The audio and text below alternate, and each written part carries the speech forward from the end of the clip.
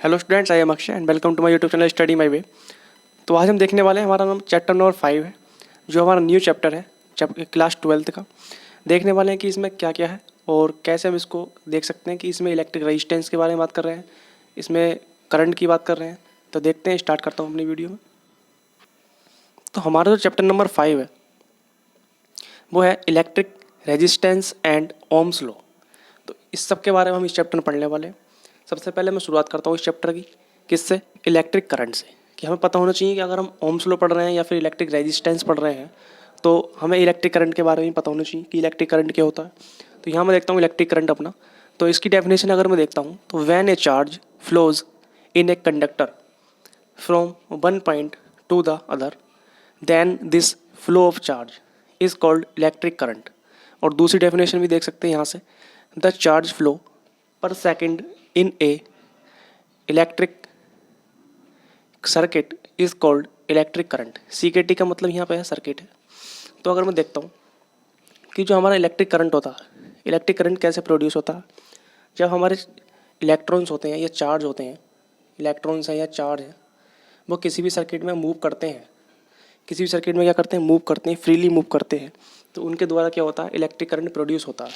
जब तक charge move नहीं करेगा, जब तक क्या है, इलेक्ट्रिक करंट प्रोड्यूस नहीं होगा।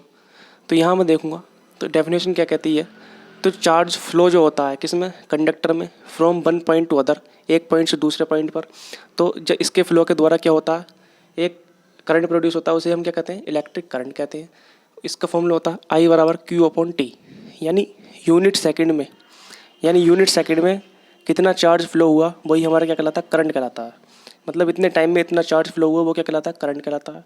इसकी यूनिट अगर मैं देखता हूँ तो यूनिट होती है इसकी एम्पियर। इसे किससे रिप्रेजेंट करते हैं? ए से।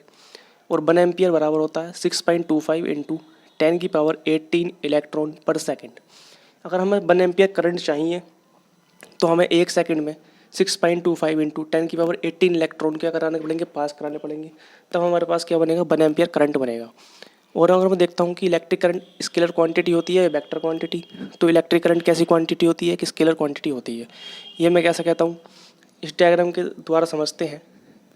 अगर मैंने ये कोई ए से लेकर ओ तक कोई करंट फ्लो कराया वायर में, और बी से लेकर ओ तक कोई करंट फ्लो कराया, और ये ओ से लेकर सी तक, तो अगर मैं देखता हूँ कि ए से लेकर ओ तक मैंने 3 एम्पियर करंट फ्लो कराया, ऐसे ही बी से लेकर ओ तक 4 एम्पियर करंट फ्लो कराया, तो यहाँ ओ से लेकर सी तक कितना करंट फ्लो होगा?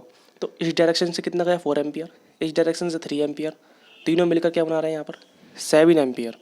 यानी ये कैसी है? एक मल्टीपल नंबर आया इसका, यानी एक न्यूमेरिकल वैल्यू आई कितनी? 7। इसलिए क्या है, ये जो हमारा 7 एम्पियर आया है, इसलिए क्या है, ये एक करंट जो है स्केलर क्वांटिटी है। अगर इसकी जगह 5 एम्पियर आता, 7 एम्पियर की जगह अगर 5 एम्पियर आता तो ये वेक्टर क्वांटिटी होती, क्योंकि फिर इसमें हम वेक्टर एडिशन निकालने का तरीका अलग होता है और स्केलर का ये होता है। स्केलर एडिशन निकालने के लिए डायरेक्ट प्लस कर दिया हमने, तो ये इसलिए हम कहते हैं कि इलेक्ट्रिक करंट क्या है? एक स्केलर क्वांटिटी है। आप देख सकते हैं इसे। तो दूसरा टॉपिक हमारा यहाँ पर है, हमने करंट के बारे में पढ़ लिया है, इलेक्ट्रिक करंट क्या होता है, और इसके बाद हमें देखना है कि करंट डेंसिटी क्या होती है, क्योंकि ये भी करंट से रिलेटेड है। तो इसकी डेफिनेशन में देखूँ, the current density at a point in a conductor is the ratio of the current at that point in the conductor to the area of cross section of the conductor. कि आप definition से इसका formula निकाल सकते हो कि per unit area में जितना हमारा करंट फ्लो होता है, पर मतलब ये पर है, यूनिट एरिया में जितना करंट फ्लो होगा वही क्या कहलाता है? हमारा इसकी करंट डेंसिटी कहलाती है। मान लो कोई वायर है, इसका एरिया, ये इसका एरिया है, इतना कोई एरिया एक्स से लेकर वाई तक एरिया है, इसमें जो करंट फ्लो हो रही है, तो इन दोनों का जो हम रेशियो निकालेंगे करंट का और एरिया का, तो हमारी क्या कहलाएगी? करंट डेंसिटी कहलाती है। इसे हम वेक्टर क्वांटिटी होती है, क्योंकि क्यों होती है वेक्टर क्वांटिटी है?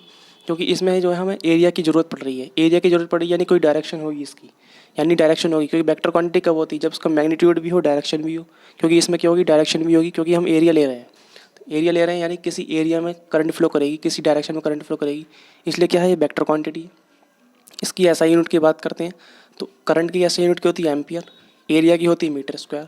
तो एम्पियर अपॉन मीटर स्क्वायर, यानी ए एम की पावर -2, 2 ऊपर जाएगा तो माइनस में हो जाएगा, तो ए एम की पावर -2। और डायमेंशन की अगर बात करते हैं तो एम्पियर की डायमेंशन ए आ जाएगी, और मीटर स्क्वायर की एल की पावर 2 होती है, ऊपर लेके आएंगे तो ए एल -2, तो ये इसकी डायमेंशन होगी। आप देख सकते हैं इसे।